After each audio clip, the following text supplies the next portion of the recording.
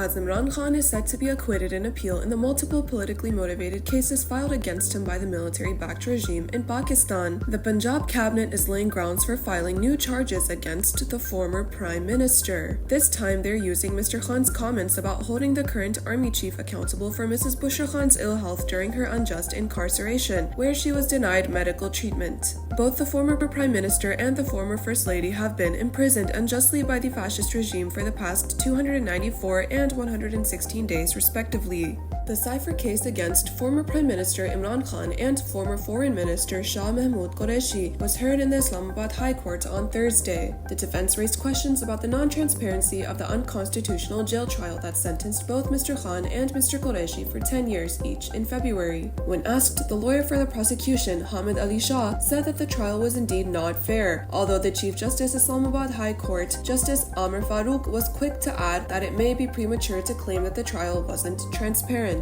Adjourning the hearing until Tuesday, the court indicated that it would complete the hearing of the case next week. The Khyber Pakhtunkhwa government has presented its yearly provincial budget in line with Imran Khan's vision. Chief Minister Ali Amin Gandapur has placed special emphasis on the health card, social welfare programs for erstwhile federally administered tribal areas, and the Billion Tree Tsunami. PTI will challenge the draconian Punjab Defamation Act in the Lahore High Court as it contravenes fundamental rights guaranteed by the Constitution. Barrister Abu Zar Salman Niazi announced the decision after his meeting with the Punjab opposition leader. Israeli tanks and troops advance into Rafah's southeast and are moving towards the city's densely populated western district even as the International Court of Justice ordered Israel on Friday to halt its offensive in Rafah Governorate. Reuters reported that the World Court has no means to enforce its orders and Palestinians want action rather than mere words. At least 35,857 people have been killed and 80,293 wounded in Israel's genocide in Gaza since October 7th, as Israel's brutality and blatant disregard for international law have shaken global politics to the core.